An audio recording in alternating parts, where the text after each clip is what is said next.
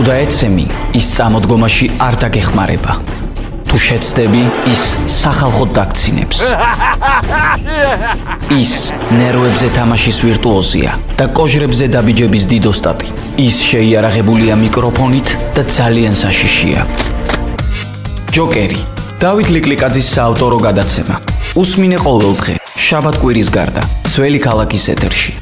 ჯოკერი. სასაცილოა.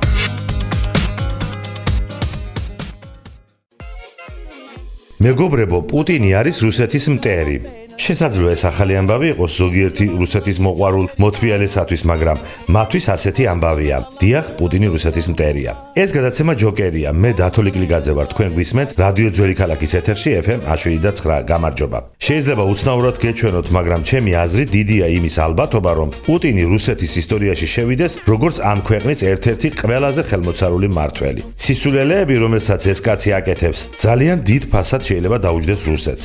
მისი ორი ყველაზე დიდი შეცდომა, თუ კი ამას საერთოდ შეცდომა შეიძლება ეწოდოს, პუტინმა ისე დაიწყო დასავლეთთან კონფრონტაცია და უკრაინაში საბრძოლო მოქმედებები, ისე მოინდომა კოლექტიური დასავლეთის დამარცხება, გაიხსენეთ რუსეთის 2021 წლის დეკემბრის ულტიმატუმი ნატოს, რომელშიც მან მოითხოვა ნატოსგან დაეტოვებინა აღმოსავლეთი ევროპა, საერთოდ შეეჩერებინა ნებისმიერი სამხედრო აქტივობა აღმოსავლეთ ცენტრალურ ევროპისა და კავკასიაში, რომ ნულოვანი წლებიდან ნავთობის და ბუნებრივი აირის მაღალ ფასებში გაყიდვით მიღებული ასობით მილიარდი მას დაბანდებული ჰქონდა არა საკუთარი ეკონომიკის დაფინანსებაში და გაჯანსაღებაში, არამედ ამერიკის შეერთებულ შტატებსა და ევროკავშირის ფასიან ქაღალდებში. ეს თანხა 330 მილიარდ დოლარს შეადგენდა. ანუ რუსეთი, რომელიც თავის მოწინააღმდეგეთთან მტრად აღიქვამდა ამერიკის შეერთებულ შტატებს და ევროკავშირს, ამავე დროს იმის მაგივრად, რომ ეს ასობით მილიარდი დოლარი ჩაედო საკუთარი ეკონომიკის თუნდაც სამხედრო მრეწველობის გასაძლიერებლად, მან ეს უზარმაზარი თანხები დააბანდა დასავლეთის ფასიან ქაღალდებში. ანუ აფინანსებდა თავისი გეოპოლიტიკური მოწინააღმდეგეების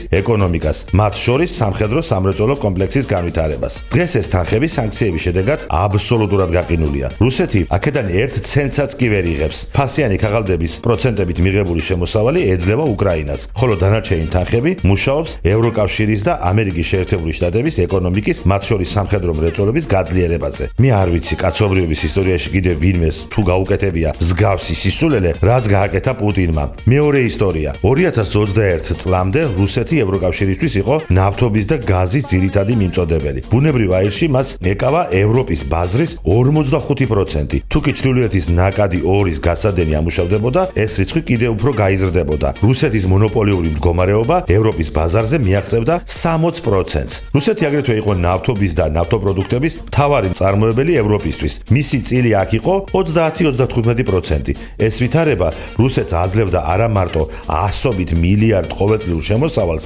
არამედ უზარმაზარი გავლენის ბერკეტებს ევროპულ პოლიტიკაზე, განსაკუთრებით გერმანიაზე, იტალიაზე და ნიდერლანდებზე. მაგრამ როცა ამ მდგომარეობას ნაჯახივით გამოიყენებ, შენ ყველაფერს კარგავ. გეგმაზომიერი მისი ინტერესების გათვალისწინებაზე ორიენტირებული ევროპული პოლიტიკის გატარების ნაცვლად პუტინმა დაიწყო ევროპის დაშანტაჟება. ზამთარში შეუწყვიტა გაზვარაგება, ამ გზით მოინდომა მათი დაჩოქება. რუსული სამთავრობო პროპაგანდისტული მედიები ერთხმაში გაიძახოდნენ, რომ პუტინს ევროპა ჯიბეში ყავს ჩასმული, რომ გაიყინებოდა მთელი ევროპა, რომ ევროპას სხვა გზა აღარ ექნებოდა. რუსი დიქტატორის ამ ჭკვიანური ბჭყალებში პოლიტიკის შედეგად ევროპამ სანქციები დაადო რუსეთს და ეტაპობრივად უარი თქვა რუსეთის ენერგომატარებლებზე. ევროპის ნავთობით მომარაგებაში რუსეთის წილი ახლა არის 0. ბუნებრივ აირში გასადენის მიწოდებაში 11%, თხევად ბუნებრივ აირში 7%. ევროკავშირის გადაწყვეტილების თანახმად 2028 წლისთვის ევროპა სრულად შეწყვეტს რუსული ბუნებრივი აირის შესყიდვას. ეს გადაცემა ჯოკერია. მე დათო ლიკლიკაძე ვარ. შევხვდებით ერთმანეთს ყოველდღე, შაბათ-კვირის გარდა. თუ დაეცემი, ის წამოდგომაში არ დაგეხმარება. თუ შეცდები, ის სახალხოდ დაგცინებს. ის ნერვებზე თამაშის ვირტუოზია და კოჟრებზე დაბიჯების დიდოსტატი. ის შეიარაღებულია მიკროფონით და ძალიან საშიშია. ჯოკერი. დავით ლიკლიკაძის საავტორო გადაცემა. უსმინე ყოველდღე, შაბათ-კვირის გარდა, ძველი ქალაქის ეთერში. ჯოკერი. სასაცილოა.